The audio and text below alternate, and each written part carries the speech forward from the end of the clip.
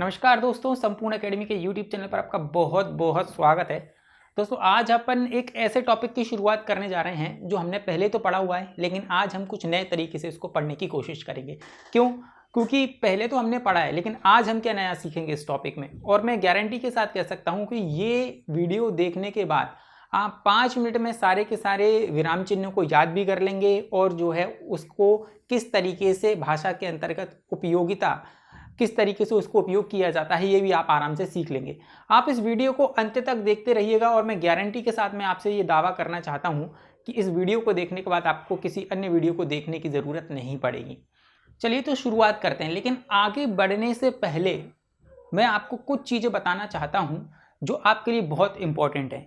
चलिए तो हम आगे बढ़ते हैं और ऐसी क्या इंपॉर्टेंट चीज़ें हैं जो मैं आप लोगों को आज बताने वाला हूँ। सबसे पहले तो आप ये देखिएगा कि जो मैंने लिखा हुआ है विराम चिन्ह, एक तो सबसे पहली बात यह है कि एक विद्यार्थी के मन में, एक छात्र के मन में एक सबसे पहला ये क्वेश्चन आता है कि जो चिन्ह लिखा हुआ है मैंने, ये जो मैंने चिन्ह लिखा हुआ है दोस्तों, क्या ये सही लिखा हुआ है?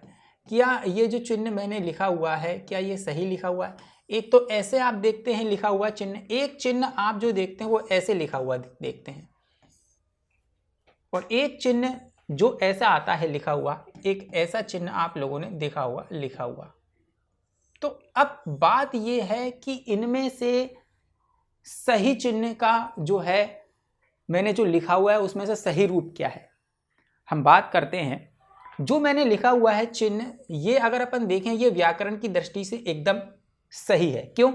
क्योंकि जब भी ये वाला रूप आप जब देखेंगे तो इसमें जो आप लोगों का हाल लिखा हुआ है, एक्चुअली में यहाँ पर आप लोगों को पूरा दिख रहा है, लेकिन व्याकरण की दृष्टि से इसका मतलब होता है कि जो भी आप लोगों को वर्ण पूरा देखने को मिलता है वो पूरा नहीं होता। तो इसमें मैंने हलंत लगा दिया है, और जो आप लोगों को आधा देखने को मिलता है वो एक्चुअली में होता है पूरा। तो व्याकरण की दृष्टि से तो ये एकदम सही है, लेकिन संस्कृत में चिन्ह को ऐसे लिखा जाता है, और प्रायः जब हम बोलते हैं तो हम उच्चारण की दृष्टि से इसको इस तरीके से बोलते हैं, लेकिन संस्कृत की दृष्टि से ये एकदम सही है, और जो है आप लोगों का व्याकरण की दृष्टि से एकदम सही है, हैं सारे के सारे सही। तो ये मैंने आप लोगों का एक डाउट क्लियर कर दिया है कि भाई एकदम जो चिन्ह होता है उसे किस तरीके से लिखा जाता है, और आपके अंदर जो भ्रम है, जो भी डाउट है, उसको भी मैंने क्लियर करा हुआ है। अब सेकंड नंबर पे मैं आप लोगों से ये बात करना चाहता हूं दोस्तों कि एक्चुअली में विराम चिन्हों से क्वेश्चन किस तरीके से बनते हैं।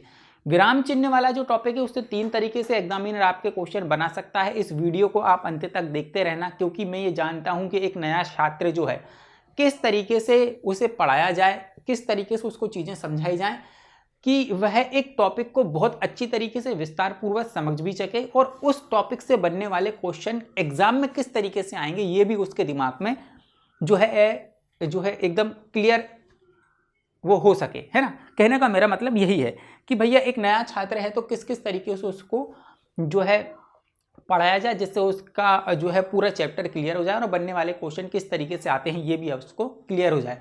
तो नंबर 1 पर मैं बात करता हूँ, ये जो चिन्ह लिखा हुआ है भैया, मैंने लिखा हुआ है कि बनने वाले प्रश्न कौन कौन से बनेंगे। सबसे पहला ये एग्जामिनर आपसे प्रश्न बनाएगा कि भैया ये जो चिन्ह होता है, एक चिन्ह देने के बाद वो पूछेगा कि इसका नाम क्या है। जैसे मैंने यहाँ पर इस तरीके का कोई चिन्ह बनाया, इस तरीके का जैसे मैंने यहाँ पर कोई चिन्ह बनाया है, तो अब पूछेगा कि इस चिन्ह का क्या नाम है। अब जैसे मैंने एक और चिन्ह बनाया है जैसे ये, तो पूछेगा आपसे कि इस चिन्ह का नाम क्या है। क्वेश्चन नंबर 1 बनाने का तरीका, इस तरीके का क्वेश्चन आपके एग्जाम में आएगा। जैसे कि कुछ इस तरीके का वो आप लोगों को चिन्ह देगा, फिर ये पूछेगा, या इस तरीके का चिन्ह देगा तो ये पूछेगा कि इनके नाम क्या हैं। तो अब एक तो नाम के ऊपर फोकस करेंगे। दूसरा ये है कि भैया जो क्वेश्चन आपसे दूसरे टाइप का पूछेगा वो ये पूछेगा कि भैया एक वाक्य के अंतर्गत जो है चिन्हों को वह यूज करेगा, और पूछेगा कि ये किस तरीके का चिन्ह है। कैसे पूछेगा? जैसे कि मैंने यहां पर लिखा हुआ है केजरीवाल,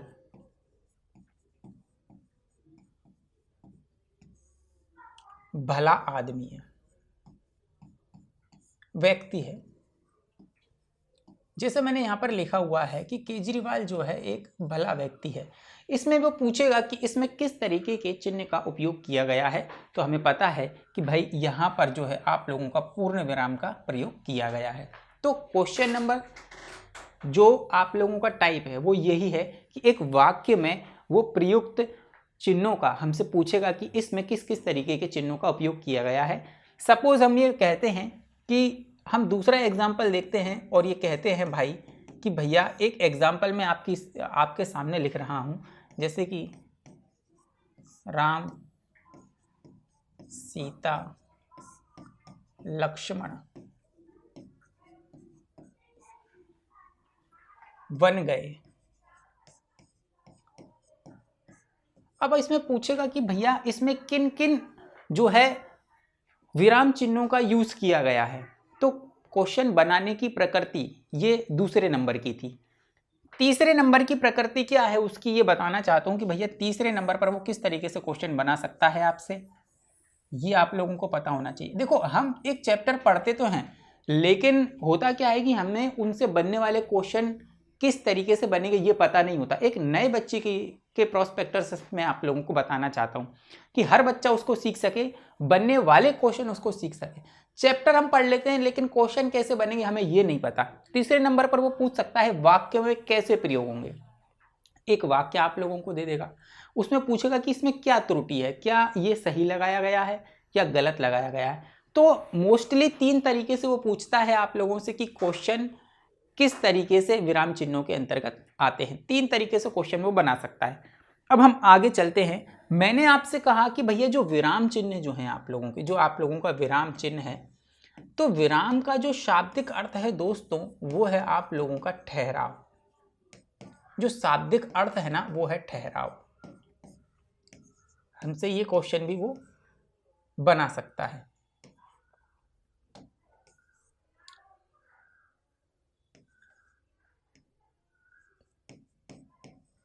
चलिए तो अब देखिए आप, मैं आपसे ये कहना चाहता हूं कि जब हम एक भाषा को बोलते हैं या तो मौखिक उच्चारित करते हैं या लिखित रूप में उसको प्रयोग करते हैं, लेकिन जब हम उसको मौखिक रूप में उच्चारित करते हैं, बोलते हैं, तो कहीं अल्प विराम लेते हैं, कहीं रुकते हैं, कहीं पूर्ण विराम लेते हैं, कहीं पर क्या होता है कि किन्हीं शब्दों पर जोर दिया जाता है। तो ये भाषा को उच्चारित करने की एक शैली है।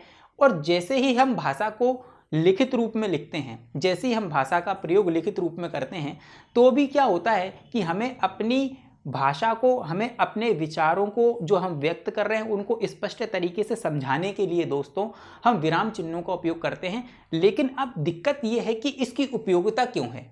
इसकी उपयोगिता इसीलिए है मेरे दोस्तों क्योंकि हमें अपनी बात को स्पष्ट तरीके से समझाने के लिए विराम चिन्हों की ज़रूरत पड़ती है। अगर हम विराम चिन्हों का गलत प्रयोग करेंगे तो अर्थ का अनर्थ हो सकता है। कैसे हो सकता है, मैं 2 सेंटेंस आपके सामने यहाँ पर लिख रहा हूँ दोस्त, और आप उससे सटीक तरीके से समझ जाओगे कि भैया विराम चिन्हों की उपयोगिता क्या है। नंबर 1 पर मैं एक सेंटेंस लिखता हूं, पढ़ो।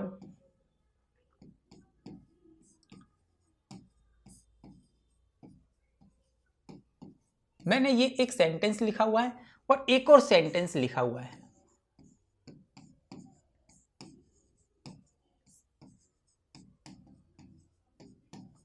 दोनों ही सेंटेंस आप लोगों को एकदम एज इट इज ऐसे के ऐसे यहां पर लिखे दिखाई दे रहे हैं। कोई भी इसमें अंतर नहीं है। वाकई में, हकीकत में इन दोनों में कोई अंतर नहीं है। पर भाषा की उपयोगिता देखिए, विराम चिन्हों की उपयोगिता देखिए। जब मैं एक अल्प विराम यहां पर लगा देता हूं तो इसका मतलब होता है पढ़ो, बैठो मत, पढ़ाई करो। इसका मतलब ये हो गया। लेकिन यही अल्प विराम अगर मैं यहां पर लगा दूं तो इसका मतलब होता है पढ़ो मत, बैठो। पढ़ने की कोई आवश्यकता नहीं है, बैठो। तो भाषा की उपयोगिता आप यहां पर देखो किस तरीके से है कि एक अल्प विराम केवल बदल देने से यहां पर दोनों ही अर्थ बदल गए हैं। इसीलिए भाषा की उपयोगिता व्याकरण की दृष्टि से बहुत इंपॉर्टेंट है कि अर्थ का अनर्थ ना हो जाए। आपने हिंदी के अंतर्गत एक वक्रोक्ति अलंकार सुना होगा, जब वक्ता कहता कुछ है और श्रोता समझता कुछ और है। वो उस बात को कहता है अपनी मर्जी से, लेकिन श्रोता उसका मतलब किसी अन्य तरीके से निकाल लिया जाता है। तो यहां पर भी कहने का मतलब ये है कि यहां पर भी जो है अल्प विराम या विराम चिन्हों की उपयोगिता इसलिए साबित हुई है क्योंकि सटीक तरीके से जो हम कह रहे हैं सामने वाला उसी तरीके से उसको समझ सके। इसीलिए विराम चिन्हों की उपयोगिता है। एक एक करके हम सभी तरीके के विराम चिन्हों पर बात करेंगे और इस सेशन को देखने के बाद वीडियो को अंत तक देखते रहिए। मैं गारंटी के साथ कहता हूं कि आपको 5 मिनट में इनकी उपयोगिता और जो है इनके जो है आप लोगों के नाम सारे याद करवा दूंगा। ऐसी ट्रिक से बहुत शानदार तरीके से आप चीज़ों को सीख रहे हैं। अब हम आगे बढ़ते हैं और एक एक तरीके से चीज़ों को सीखेंगे। सबसे पहले एक बात याद रखिएगा कि विराम चिन्ह जो होते हैं दोस्त 20 तरीके के होते हैं, परंतु जो हमारे कामता प्रसाद गुरुजी हैं, हिंदी के सबसे विख्यात और सबसे जो है उच्च दर्जे के उच्च स्तर के जो गुरु हैं व्याकरण की दृष्टि से, है ना, कामता प्रसाद गुरु, कामता जो प्रसाद गुरु हैं, उनका कहना यह है कि भैया 20 तरीके के आपके विराम चिन्ह होते हैं। कितने होते हैं? विराम चिन्ह जो होते हैं आपके 20 तरीके के हैं, लेकिन इनका कहना यही है कि विराम जो चिन्ह है ना, विराम चिन्ह जो है उनमें से आपका केवल पूर्ण विराम जो है वही केवल हिंदी भाषा का है। पूर्ण विराम कौन सा है? ये वाला पूर्ण विराम आपका ये है। और उनका कहना ये है कि सिर्फ एक ही चिन्ह है जो हिंदी के अंतर्गत जो है हिंदी भाषा का है, बाकी सारे के सारे किन्हीं दूसरी भाषा या अंग्रेजी भाषा से लिए गए हैं। तो ये आप लोगों को एक पॉइंट यहाँ पर याद रखना है। मैं बहुत आराम से, बहुत सहज और सरल भाषा में आपको समझाने की कोशिश कर रहा हूँ।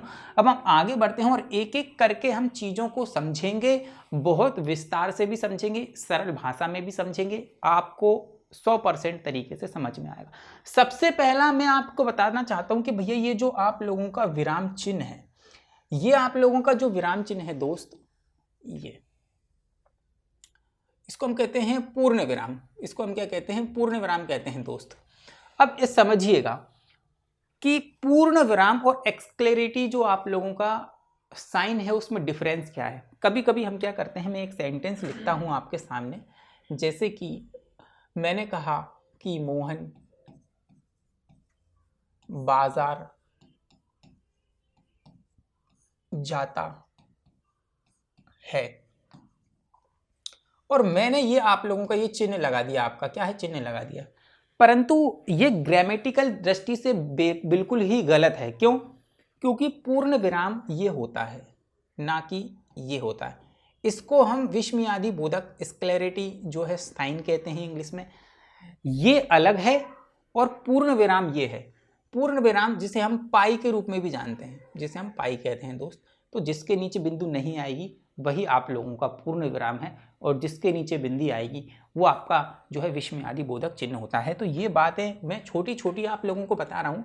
आप वैसे तो बहुत समझदार हैं दोस्तों, परंतु मुझे अपनी तरफ से पूरी तरीके से आप लोगों को चीज़ें एक एक स्पष्ट करना चाहता हूँ। क्योंकि क्या है, नए बच्चे जो शायद ना जानते हों, नए जुड़े हों, उसको लेकर मैं चल रहा हूँ। बहुत अच्छी तरीके से आप लोगों को सिखाना चाहता हूँ। देखिए, अब जो पूर्ण विराम है ना, पूर्ण विराम का साइन मैंने आप लोगों को बता दिया। क्वेश्चन हमसे पूछ सकता है कि भैया ये जो आप लोगों का साइन है ये कौन सा साइन है, तो ये 1 नंबर से क्वेश्चन बना लेगा आपका। दूसरी तरफ हम ये बात करते हैं दोस्त, इसका प्रयोग कैसे किया जाता है।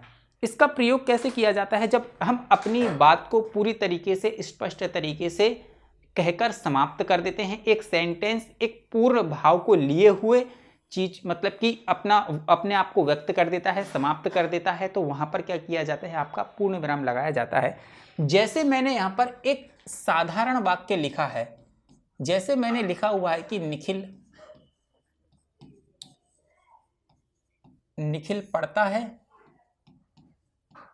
तो अब देखिएगा कि भैया एक जो सेंटेंस है वो अपनी बात को पूर्ण तरीके से उसने व्यक्त कर दिया है, समाप्त कर दिया है, उसके बाद जो है उस वहां पर पूर्ण विराम लगाया गया है। तो कहने का मतलब यह है कि दोस्त, जो पूर्ण विराम होता है वह सबसे अंत में प्रयोग किया जाता है, किसी भी सेंटेंस के अंत में प्रयोग किया जाता है।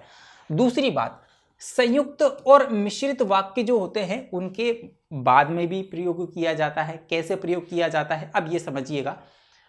ये एक बात आप पहले समझ लो कि सबसे अंत में ही आएगा, सबसे अंत में ही आएगा। ये सिर्फ और सिर्फ क्या है, आप लोगों को जो है भ्रमित करने के लिए कुछ इस तरीके के वाक्य दे देंगे जिसमें आप भ्रमित हो जाओगे, लेकिन आपको भ्रमित नहीं होना है। जैसे मैंने यहां पर लिखा हुआ है दोस्तों कि सूर्योदय हुआ, सूर्योदय हुआ और पक्षी चहचहाने लगे। अब देखिए दोस्तों, यहां पर मैंने सबसे लास्ट में पूर्ण विराम का प्रयोग किया हुआ है, लेकिन यहां पर आप देखेंगे तो ये जो आप लोगों का सेंटेंस है वो संयुक्त वाक्य है, क्योंकि और अवयव से यहां पर ये जुड़ा हुआ है। परंतु हमें पता है कि सेंटेंस चाहे कोई भी हो, चाहे एक सेंटेंस हो, उसका आश्रित वाक्य हो, उपवाक्य हो, आप लोगों का जो पूर्ण विराम है आपके आखिरी में ही आना है। तो पूर्ण विराम यहाँ पर मैंने बहुत आराम से आप लोगों को बता दिया है कि किस किस तरीके से उसका यूज किया जाएगा, उसका साइन क्या होता है। अब हम बात करते हैं अल्प विराम की। अल्प विराम एक्चुअली में क्या होता है, जब हम किसी सेंटेंस को पढ़ते हैं, किसी कविता को पढ़ते हैं या छंद की पंक्तियों को पढ़ते हैं, तो हमें एक प्रवाह में पढ़ते हैं, और जब हम प्रवाह में पढ़ते पढ़ते कुछ क्षणिक सेकेंडों के लिए जो है हम विराम लेते हैं, उसे अल्प विराम कहा जाता है। तो अल्प विराम का मतलब यह है कि किसी भी भाषा को, पंक्ति को, छंद को पढ़ते हुए लिया गया जो थोड़ा सा सेकेंडों का जो विराम है, उसे अल्प विराम कहा जाता है। अल्प मतलब कि थोड़ा, है ना। अब इसका जो आप लोगों का साइन है वो ये वाला है। अब याद रखिएगा, ये जो साइन है आप लोगों का अल्प विराम का है। क्वेश्चन आपसे पूछ सकता है कि ये कौन सा साइन है, तो ये अल्प विराम का साइन है। अब इसका प्रयोग कैसे किया जाता है भैया, शब्द वाक्य में प्रयुक्त एक ही प्रकार के शब्दों को अलग करने के लिए इसका प्रयोग किया जाता है। कैसे? वाक्य में प्रयुक्त एक ही प्रकार के शब्दों को अलग करने के लिए इसका प्रयोग किया जाता है। जैसे मैं यहां पर आपके सामने एक एग्जाम्पल लिखता हूं कि भाई मोदी ने आम, अमरूद, केले खरीदे। अब यहां पर देखिएगा कि किस तरीके से चीजों को यहां पर अप्लाई किया जाएगा। मोदी ने आम, अमरूद, केले, यहां पर मैंने अल्प विराम लगा दिया है। ये सारे के सारे जो आप लोगों के शब्द हैं ये एक जैसे ही शब्द हैं। यहां पर क्या किया गया है, मैंने यहां पर अल्प विराम का प्रयोग किया गया है। तो पॉइंट नंबर 1 कहता है कि वाक्य में प्रयुक्त एक ही प्रकार के शब्दों को अलग करने के लिए ये एक ही प्रकार के शब्द हैं, सभी के शब्द जो है फलों के नाम हैं। तो आम, अमरूद, केले खरीदे, भाई यहां पर अल्प विराम का प्रयोग किया गया है। अगर मैं यहां पर लिखता कि भाई साहब की जो है रामायण के अंतर्गत लिखा हुआ है कि राम, सीता, लक्ष्मण वन को गए, तो राम, लक्ष्मण और सीता में क्या आता आप लोगों का, कॉमा यहां पर आ जाता, अल्प विराम आ जाता है ना। अब देखिए, वाक्यों के उपवाक्यों को अलग करने के लिए, वाक्यों के उपवाक्यों को अलग करने के लिए भी यहां पर प्रयोग किया जा सकता है अल्प विराम का। एक एग्जाम्पल मैं आप लोगों को यहां पर देना चाहता हूं कि जैसे कि अब आता है कि भैया हवा चली, पानी गिरा,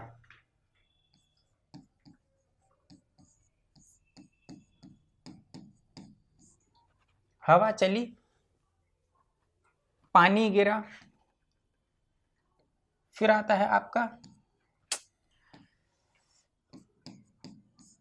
ओले गिरे, कीचड़ हुआ,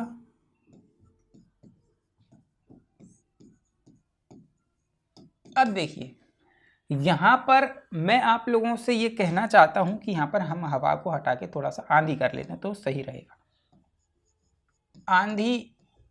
आंधी चली या आंधी आई, है ना। अभी सिर्फ हम एग्जाम्पल देख रहे हैं। आंधी चली या आंधी आई, तो ये एक शब्द है, एक सेंटेंस है। इसके आश्रित वाक्य क्या हो जाएंगे, पानी गिरेगा, आंधी आएगी, पानी गिरेगा, पानी के बाद ओले भी गिरेंगे, और ओले गिरने के बाद, पानी गिरने के बाद कीचड़ भी होगा। तो यहां पर मेरा कहने का मतलब है कि वाक्य के उपवाक्यों को अलग करने के लिए भी, देखिए ये और ये, इनको अलग करने के लिए भी क्या किया जाता है, आप लोगों का जो है अल्प विराम का प्रयोग किया जाता है। उद्धरण चिन्ह के पूर्व भी। अब यहां पर एक बात और समझ लिया, आपको पता नहीं है कि उद्धरण चिन्ह क्या होता है, तो मैं आप लोगों को उद्धरण चिन्ह भी बहुत डिटेल में आगे पढ़ाऊंगा। लेकिन अभी इस चीज को समझने के लिए आप क्या करेंगे, ये समझ लीजिए कि उद्धरण चिन्ह होता है आपका इन्वर्टेड कोमा और डबल इन्वर्टेड कोमा, इसको उद्धरण चिन्ह कहा जाता है। इसके पूर्व भी क्या किया जाता है, आप लोगों का जो है अल्प विराम का प्रयोग किया जाता है। कैसे किया जाता है दोस्त, मैं आप लोगों को बताता हूं। जैसे कि यहां पर मैंने लिखा हुआ है कि गांधी जी ने कहा गांधी जी ने कहा, क्या कहा? करो या मरो।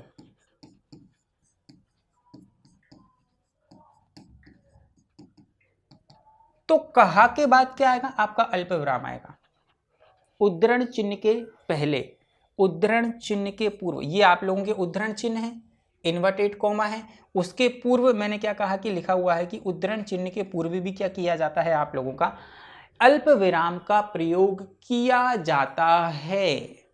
मैं ये छोटी छोटी चीज़ें आप लोगों को इसलिए बताना चाहता हूँ कि इस पर हम ध्यान नहीं देते, क्वेश्चन यहीं से बनते हैं, फिर हमें पता चलता है कि यार ये चीज़ हमने पढ़ी है, फिर भी हमसे क्वेश्चन नहीं बने हुए, तो ये गलती हमारी है।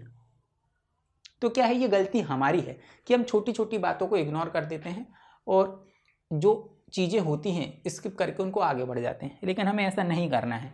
नहीं तो मैं सिर्फ आप लोगों को ये बता देता कि भैया अल्प विराम का चिन्ह ये होता है और इसका प्रयोग क्यों किया जाता है, कि भैया रुकने के लिए, थोड़ा विराम लेने के लिए, या शब्दों को अलग अलग तरीके से डिफाइन करने के लिए। ऐसा मैं बता सकता था पर मैंने नहीं बताया। मैंने बहुत अच्छी तरीके से आप लोगों को यहाँ पर एक्सप्लेन किया है। उद्धरण चिन्ह के बारे में आप लोगों को आगे बताऊंगा, आप बहुत आसानी से समझ सकेंगे। चलिए आगे आता है आपका प्रश्नवाचक वाक्य। प्रश्नवाचक वाक्य आप लोगों को पता है क्या होता है कि भैया जो कोई भी सेंटेंस होता है अगर वह प्रश्न करता है तो ये क्या कहलाता है? आपका प्रश्नवाचक वाक्य कहलाता है। जिस भी किसी सेंटेंस से किसी प्रश्न का बोध होता है हम वहां पर क्या कहते हैं कि भैया प्रश्नवाचक वाक्य है। अब यहाँ पर क्या लिखा हुआ है? इसका प्रयोग प्रश्नसूचक वाक्यों के अंत में होता है ना? कैसे होता है? जैसे मैंने कहा कि जो है गोविंद कहाँ जा रहा है, तो ये मैंने एक प्रश्न पूछा कि भैया गोविंद कहाँ जा रहा है। अब याद रखिएगा कि हर एक जो सेंटेंस होगा वो प्रश्नवाचक वाक्य तभी कहलाएगा जब उसके पीछे ये वाला आप लोगों को साइन देखने को मिलेगा, इसे हम प्रश्नवाचक चिन्ह कहते हैं।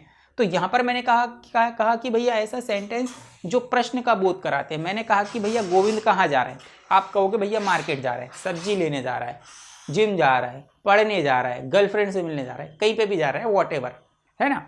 तो यहाँ पर प्रश्न का बोध हो रहा है। आगे देखते हैं कि इसका किस तरीके से प्रयोग किया जाता है। एक ही वाक्य में कई प्रश्न उपवाक्य हों तो प्रत्येक उपवाक्य में अल्प विराम का प्रयोग करने के बाद भी उसका प्रयोग किया जाता है। कैसे? इसको सरल भाषा में समझ लीजिए आप, इतनी सरल भाषा में कि आप कहोगे कि इससे सरल तो कुछ हो ही नहीं सकता। यहाँ पर पहले लाइन को पढ़िएगा। जब एक ही वाक्य में कई प्रश्न उपवाक्य हों तो एक ही वाक्य में कैसे कई प्रश्न उपवाक्य हो सकते हैं ये समझा देता हूं भाई। गोविंद कहाँ जा रहा है, क्यों जा रहा है, क्या काम है गोविंद को, क्या काम है गोविंद को। अब देखिएगा दोस्त कि भैया सेंटेंस यहाँ पर एक ये है कि भैया गोविंद कहाँ जा रहा है, परंतु यहाँ पर लिखा हुआ है एक ही वाक्य में कई प्रश्न उपवाक्य हों तो ये भी एक वाक्य है, ये उपवाक्य है, क्यों जा रहा है। उसके बाद क्या लिखा हुआ है, क्या काम है गोविंद को। अगर क्या काम है गोविंद को तो ये भी एक तरीके का प्रश्नवाचक वाक्य है।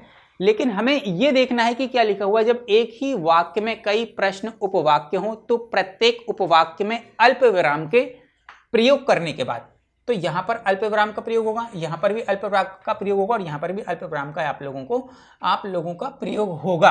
उसके बाद हम क्या करेंगे, पूर्ण विराम, आप लोगों का क्या करेंगे, प्रश्नवाचक वाक्य का प्रश्नवाचक जो है आप लोगों को उसका इस्तेमाल करेंगे। तो यही तो लिखा हुआ है जो मैंने बताया कि सेंटेंस के खत्म होने पर सबसे लास्ट में प्रश्नों का बोध कराने वाले जो वाक्य होते हैं वहां पर होता है इसका प्रयोग। दूसरा, अगर उससे जुड़े और कोई भी उपवाक्य हों उनमें अल्प विराम का यूज होगा और सबसे बाद में क्या होगा, आपका प्रश्नवाचक वाक्य का क्या होगा, जो है अंत में आप लोगों का साइन का प्रयोग होगा। चलिए बहुत आराम से आप लोगों को चीजें समझ में आ गई। अब देखते हैं अर्धविराम। दोस्तों अर्धविराम क्या होता है आपका, देखो अर्धविराम आपको बहुत सिंपल वाक्यों में आप लोगों को समझा देता हूं दोस्त, कि एक तो पूर्ण विराम होता है जो सबसे अंत में ही आता है, एक अर्ध विराम होता है और एक अल्प विराम होता है। तो पूर्ण विराम और अर्ध विराम और अल्प विराम में एक्चुअली में अंतर क्या है? पूर्ण विराम सबसे अंत में आएगा, अर्ध विराम जो है आप लोगों का बीच में आएगा, तो अल्प विराम से थोड़ा सा ज़्यादा ठहराव जहां पर लिया जाता है और पूर्ण विराम से कम ठहराव लिया जाता है, वहां पर अर्ध विराम होता है। क्या कहा मैंने आपसे? समझ में नहीं है? एक बार और समझिए। पूर्ण विराम से कम समय लिया जाएगा और अल्प विराम से ज़्यादा समय लिया जाएगा। उस ठहराव को हम क्या कहते हैं? अर्ध विराम कहते हैं। याद रखिएगा। अब देखो, इसका जो साइन होता है वो जो दोस्त ये होता है आप लोगों का, जब एक ही प्रधान वाक्य के अनेक आश्रित उपवाक्य हों वहां पर अर्ध विराम होता है। कैसे? मैंने आप लोगों को एक एग्जाम्पल यहां पर दिया कि भैया कि जो है एक एग्जाम्पल हम सेट करते हैं यहां पर। कैसे सेट करते हैं दोस्त? ऐसे मैंने यहां पर लिखा सूर्योदय हुआ। ऑब्वियसली बात है, हर रोज होता है। सूर्योदय हुआ, उसके बाद पक्षी चहचहाने लगे।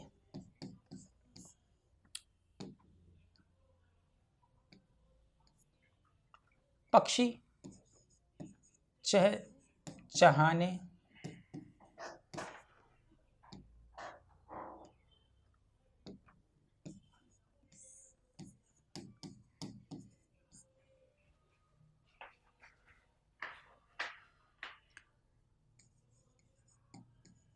अंधकार हुआ।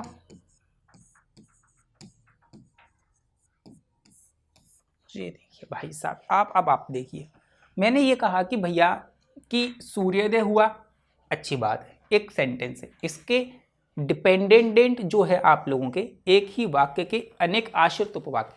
तो आश्रित वाक्य कैसे? कि जब सूर्योदय हुआ होगा तभी पक्षी चहचहाने लगेंगे, ठीक है। उसके बाद जब सूरज ढलेगा तो अंधकार होगा। तो एक वाक्य ये है, तो यहाँ पर क्या हो जाएगा आपका? एक अर्ध विराम हो जाएगा। इसके बाद क्या हो जाएगा? पक्षी चहचहाने लगे, यहाँ पर अर्ध विराम हो जाएगा। अंधकार हुआ तो अंधकार के बाद हम पूर्ण विराम लगा देंगे दोस्त। तो यही मैं कहना चाहता हूँ कि भैया सूर्योदय हुआ, पक्षी चहचहाने लगे और अंधकार हुआ, ये आप लोगों का क्या हो जाएगा? अर्ध विराम हो जाएगा। चलिए आगे बढ़ते हैं। और ये पता है हमें कि भैया ये होता है आपका विस्मयादि बोधक साइन।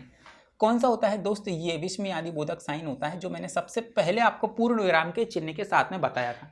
एक्चुअली में हम इसका प्रयोग क्यों करते हैं?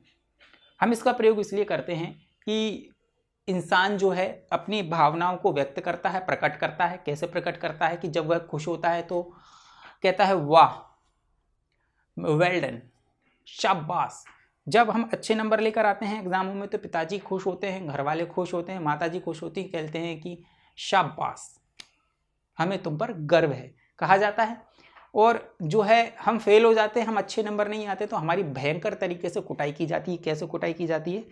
कि लाइए डंडा, डंडे से कभी कभी आप लोगों का जो है पूजा अर्चना की जाती है, आरती भी उतारी जाती है। कई दफ़ा मम्मी झाड़ू का प्रयोग भी करती हैं। कभी कभी चप्पल, हवाई चप्पलों का प्रयोग किया जाता है। और कभी कभी क्या होता है कि किचन के जो बर्तन है ना, उनका प्रयोग किया जाता है। किचन से उड़ते हुए एक थाली, एक चम्मच, एक कटोरी, एक डोंगा आता है और आपके धड़ाम से सर में लगता है। आप कहते हैं हाय राम। तो ये आपने अपनी भावनाओं को प्रकट किया। आप दुख में, आप कष्ट में हुए, आप घृणा में हुए। तो ये भी एक तरीका है भावों को व्यक्त करने का।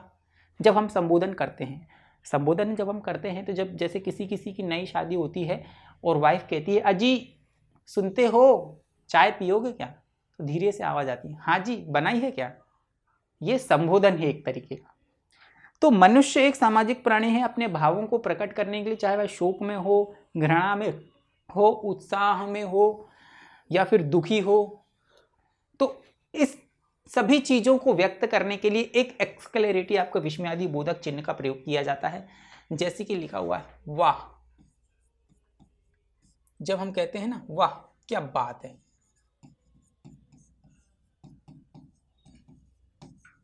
तो यहां पर ये जो साइन का प्रयोग किया जाएगा, इन शब्दों के हमेशा तुरंत बाद आपका विस्मयादि बोधक चिन्ह का प्रयोग किया जाता है। जितने भी मैंने आप लोगों को शब्द बताए हैं, हाय, हे प्रभु, वाह, वेल डन, शाबाश, है ना, अजी, सुनते हो, अरे, हे राम, हाय, तो इन सभी के बाद क्या होता है, आप लोगों का जो है एक्सक्लेरेटिव साइन का, विस्मय आदि बोधक चिन्ह का प्रयोग किया जाता है। उसके बाद अपनी भावनाओं को प्रकट करने के बाद अपनी बात कही जाती है। ये आप लोगों को याद रखना है। अब आता है आपका अवतरण चिन्ह, उद्धरण चिन्ह या अल्प जो है आप लोगों का उपविराम। ये तीनों एक ही नाम है। क्वेश्चन आपका जो है अवतरण चिन्ह से भी दे सकता है, ऑप्शन में आप लोगों का उद्धरण चिन्ह भी दे सकता है और अल्प विराम भी दे सकता है। ठीक है, तो अब हम आगे बढ़ते हैं और ये देखते हैं कि इसका प्रयोग कैसे किया जाता है। ये दो प्रकार के होते हैं, एक होता है आपका इकहरा और एक होता है आपका दोहरा। इंग्लिश में उसे सिंगल इन्वर्टेड कॉमा कहा जाता है और इंग्लिश में हम इसे डबल इन्वर्टेड कॉमा के नाम से भी जानते हैं। लेकिन इसका हिंदी में प्रयोग कैसे किया जाता है, तो इसको बहुत आसानी से समझिएगा दोस्त, कि जब भी हम जो है किसी कविता का शीर्षक हो, कोई कविता का शीर्षक हो सकता है, कोई पुस्तक, कोई ग्रंथ हो सकता है ना, कोई शीर्षक हो सकता है, कोई पुस्तक हो सकती है, कोई ग्रंथ हो सकता है, मतलब कि एक ऐसा शब्द या ऐसा ग्रंथ जो महत्वपूर्ण है, यूनिक है ना, या महापुरुषों के जो नाम हैं, कोई कविता का शीर्षक है जिसे एज इट इज लिखा जाना है। जैसे कि मैंने कहा कि जो हैं हमारे मुंशी प्रेमचंद्र वो कलम के सिपाही हैं, तो मैंने क्या कहा, मुंशी प्रेमचंद्र जो है कलम के सिपाही हैं, तो कलम का जो सिपाही है एक उपनाम है। तो उपनाम को कैसे लिखा जाएगा, आपका सिंगल इन्वर्टेड कॉमा में लिखा जाएगा।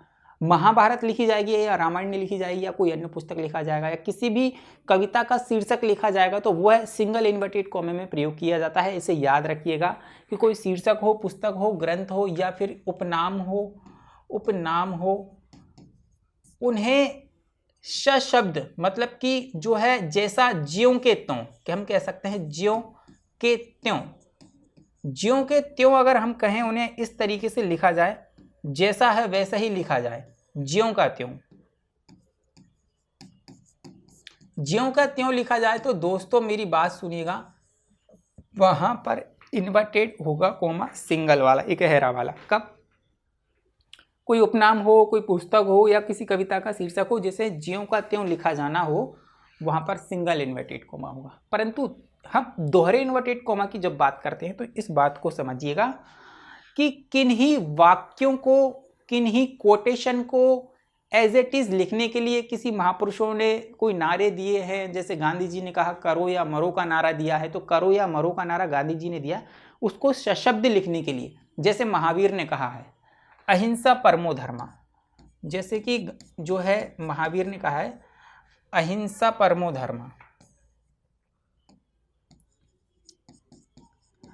अहिंसा परमो धर्मा अगर उनने कहा है, तो भाई यहाँ पर ये बात आप लोगों को याद रखिएगा कि ये जो आप लोगों का वाक्य जो है ना, ये आप लोगों का क्या है, एज इट इज लिखने के लिए हम यहाँ पर क्या करेंगे, उसे इन्वर्टेड कॉमे में लिखेंगे। जैसे गांधी जी ने कहा है कि करो या मरो का नारा दिया है, तो ये जो करो और मरो का जो नारा दिया गया है दोस्त, करो या मरो, तो इसे हम क्या कहेंगे, आप लोगों का इन्वर्टेड कॉमा में लिखा जाएगा। मतलब किसी भी महापुरुष द्वारा दिए गए नारे को या उनके वाक्य को या उनकी कोटेशन को कोट करने के लिए हम हमेशा दोहरे उद्धरण चिन्ह का प्रयोग करते हैं।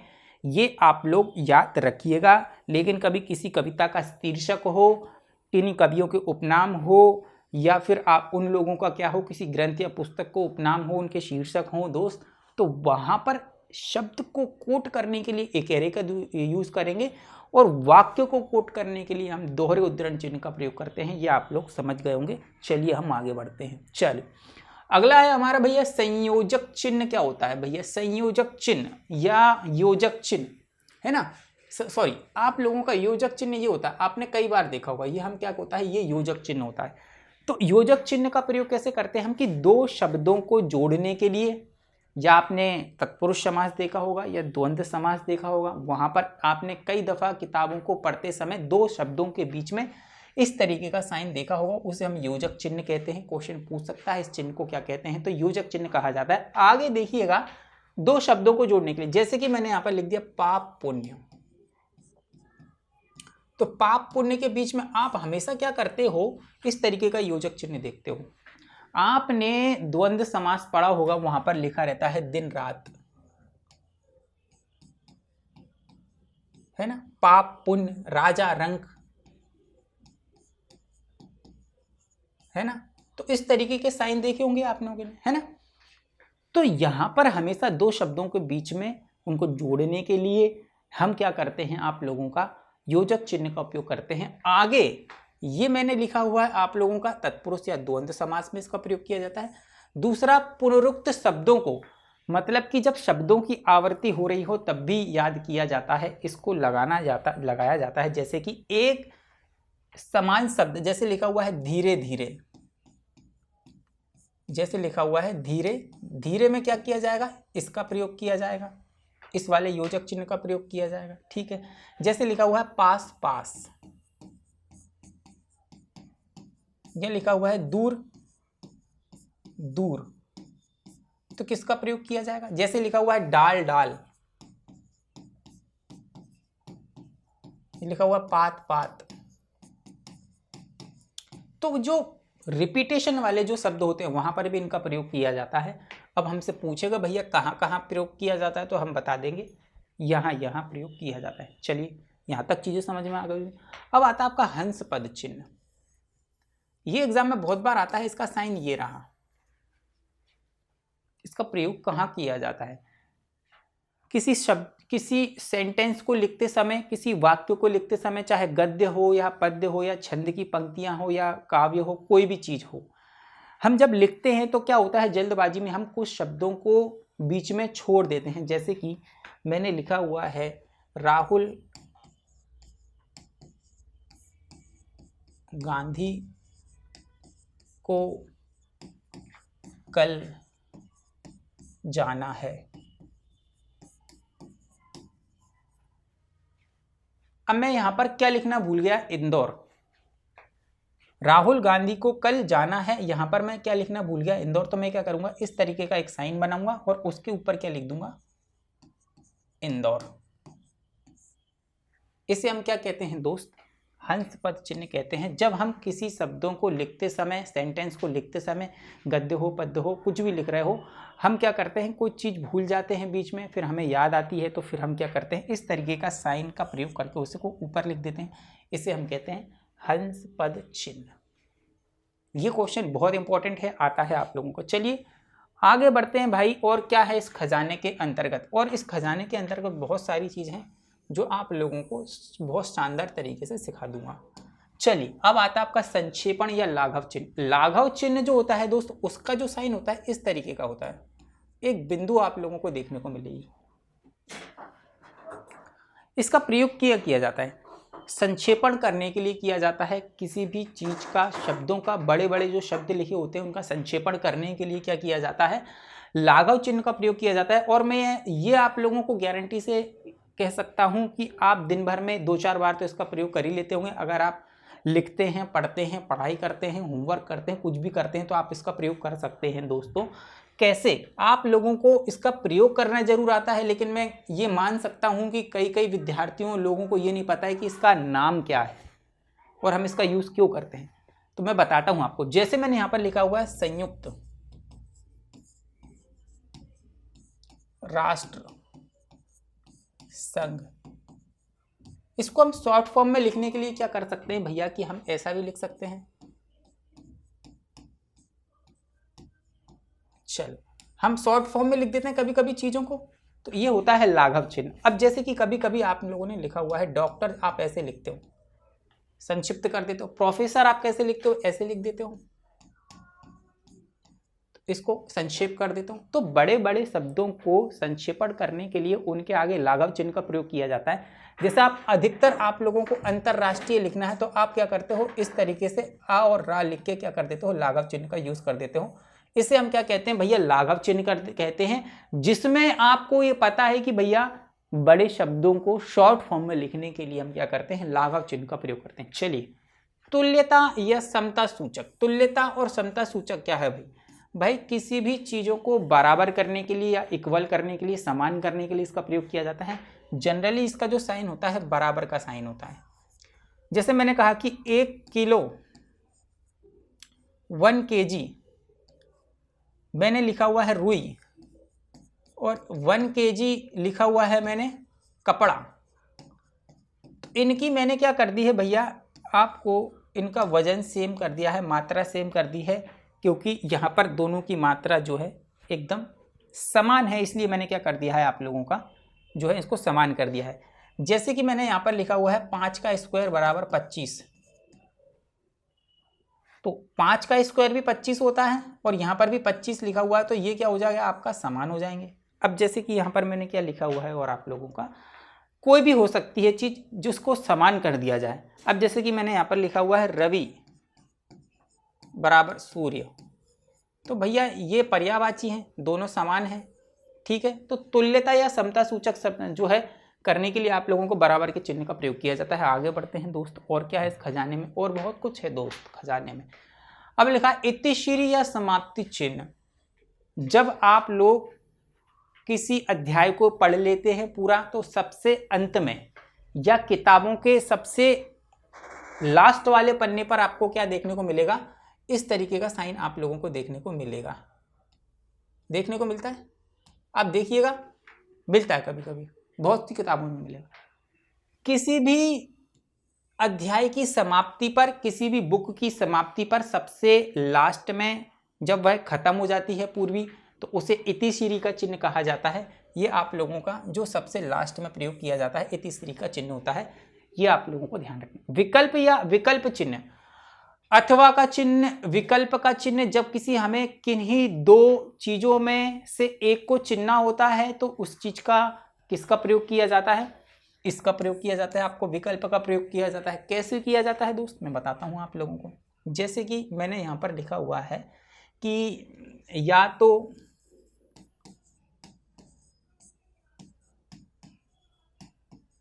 रामायण पढ़ना है या गीता, तो दोस्त ये विकल्प हो गया आपका, या तो ये या तो ये। और कई दफ़ा हम किताबों में, प्रश्नों में इस तरीके के विकल्पों का जो है उपयोगिता इसकी हम देखते हैं, है ना। आगे बढ़ते हैं। अब आता है पुनरुक्ति चिन्ह। भैया इसका प्रयोग कैसे किया जाता है ये बता देता हूं। क्या होता है कि जब हमें एक सेंटेंस का कुछ भाग एज इट इज लिखना होता है, आप ऐसे नहीं समझेंगे, मैं लिख के बताता हूँ, एक्सप्लेन करके बताता हूँ। जैसे कि मैंने लिखा हुआ है कि भाई सोनिया जी कल इंदौर आएंगी, ठीक है, आएंगी भैया। मैंने लिखा कि भैया सोनिया जी कल इंदौर आएंगी, और मेरे को लिखना है कि भैया राहुल जी कल इंदौर आएंगे, तो मैं क्या लिख दूंगा, सिर्फ यहाँ पर राहुल जी लिख दूंगा। होता है ऐसा, राहुल जी। अब मेरे को नहीं लिखना है कल इंदौर आएंगे, ये नहीं लिखना है, तो मैं क्या कर दूंगा, इस तरीके का साइन बना दूंगा। जो रिपीट हमें लिखना होता है उसके लिए हम क्या कर देते हैं, पुनरुक्ति चिन्ह का प्रयोग कर देते हैं, जिसका साइन होता है आपका ये वाला।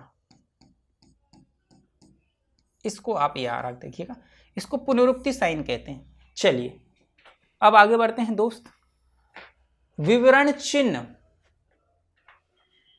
बहुत शानदार है। विवरण चिन्ह, इसका जो साइन होता है वो ये होता है। किसके लिए प्रयोग किया जाता है, अपनी बात का बहुत स्पष्ट तरीके से विवरण प्रस्तुत करने के लिए, या किसी भी बात का विवरण प्रस्तुत करने के लिए इसका प्रयुक्त किया जाता है, इसका प्रयोग किया जाता है स्पष्ट रूप से कहने के लिए। अब जैसे मैंने यहाँ पर लिखा है कि भैया कई दफ़ा आपने देखा होगा कि भैया निम्नलिखित पर टिप्पणियाँ लिखिए। किस किस पर, संज्ञा पर, सर्वनाम पर। तो हम क्या करेंगे, हम संज्ञा लिखेंगे और इस तरीके का साइन बना देंगे, है ना, इस तरीके का साइन बना देंगे दोस्त। तो यहां पर क्या किया जाएगा, संज्ञा का विवरण प्रस्तुत किया जाएगा, सर्वनाम का भी विवरण प्रस्तुत किया जाएगा। तो इसे हम क्या कहते हैं दोस्तों, विवरण चिन्ह कहा जाता है इसे। तो दोस्तों हमने सबके सब इम्पोर्टेंट चीज़ें देख ली हैं यहाँ पर, और उम्मीद करता हूँ कि आपको बहुत बेहतर तरीके से चीज़ें समझ में आ गई होंगी। 5 मिनट का आप लोगों को याद करने की ट्रिक बता देता हूँ भैया। याद करने की ट्रिक कुछ इस तरीके की है कि याद कुछ नहीं करना है इसमें। पहली बार मैं आप लोगों को एक ऐसी चीज़ बताने वाला हूँ दोस्तों जो इम्पोर्टेंट है, कोई ट्रिक नहीं है, सिर्फ 5 मिनट का काउंटडाउन है, वो देख लीजिएगा। पूर्ण विराम ये होता है सबसे लास्ट में प्रयोग किया जाता है। अल्प विराम 2 शब्दों को अलग करने के लिए प्रयोग किया जाता है, ये बता दिया मैंने आप लोगों को। अर्ध विराम ये होता है आप लोगों का जब एक वाक्य किसी दूसरे वाक्यों पर जो आश्रित उपवाक्य होते हैं उनके बीच में इसका प्रयोग किया जाता है। लाघव चिन्ह किसी भी वाक्य को छोटा करने के लिए, किसी शब्द को छोटा करने के लिए प्रयोग किया जाता है। हंस पद जो होता है आपको जब लिखते समय कोई चीज छूट गई हो उसमें उसका प्रयोग किया जाता है। विवरण चिन्ह मैंने बता दिया, ये होता है विवरण प्रस्तुत करने के लिए। उसके बाद आप लोगों को ये बताया है मैंने कि भैया कि आप लोगों का ये जो साइन होता है, और कौन सा साइन बताए हैं मैंने आप लोगों को, एक हंस पद बताया, एक लाघव हो गया, ये अर्धविराम हो गया, ये पूर्ण विराम हो गया, ये आपका अल्प विराम हो गया, ये विवरण चिन्ह हो गया है। इसके अलावा भी मैंने कुछ साइन बताए हैं, हम देख लेते हैं और कौन कौन से साइन बताए हैं मैंने आप लोगों को। प्रश्नवाचक आप लोगों को याद है दोस्तों। उसके बाद मैंने आप लोगों को बताया है कि पूर्ण विराम बता दिया है, अल्प विराम बता दिया है, प्रश्नवाचक भी बता दिया है। इसके पहले क्या बताया था, चलिए इसके पहले मैंने सारी चीज़ें बता दी हैं। विस्मयाबोधक मैंने आप लोगों को बता दिया, कोई याद करने की जरूरत नहीं। योजक चिन्ह जो होता है आप लोगों का, योजक चिन्ह 2 शब्दों को जोड़ने का काम करता है, वो ये आप लोगों को बता दिया है। सारी की सारी चीज़ें अगर आप ये चिन्ह ही देख लोगे ना, आप 5 मिनट में जो मैं आप लोगों को बताना चाह रहा था सिखाने के बाद, वो यही है कि जब आप चिन्ह देखोगे तो एक एक शब्द में उसके आगे आप लोग ये चीज़ें लिख लेना, आपको बहुत बेहतर तरीके से चीज़ें समझ में आ जाएंगी। आप प्रैक्टिस करिएगा, और अगले सेशन में मैं आप लोगों को प्रैक्टिस कराने के लिए बहुत सारे MCQs लेकर आने वाला हूँ, जिसमें आप लोगों के सारे जो भी डाउट रहेंगे क्लियर हो जाएंगे। जैसे मैंने आप लोगों को बताया कि क्वेश्चन किस किस तरीके से बनते हैं, बनाने का प्रकार क्या है, टाइप क्या है, वो आप लोग उस MCQs में सॉल्व कीजिएगा। तो संपूर्ण एकेडमी पर सारी क्लासेस फ्री ऑफ कॉस्ट चल रही हैं, तो आपसे मेरा ये निवेदन है कि ज़रूर एक बार संपूर्ण एकेडमी के YouTube चैनल को सब्सक्राइब कीजिएगा और बेल आइकन को दबाना बिल्कुल भी ना भूलिएगा। और सेशन को पसंद आया है तो ज़रूर से ज़रूर हम क्या करेंगे दोस्त, उसको लाइक करेंगे, शेयर करेंगे, और फिर मैं मिलता हूँ अगले सेशन में। जय हिंद और धन्यवाद।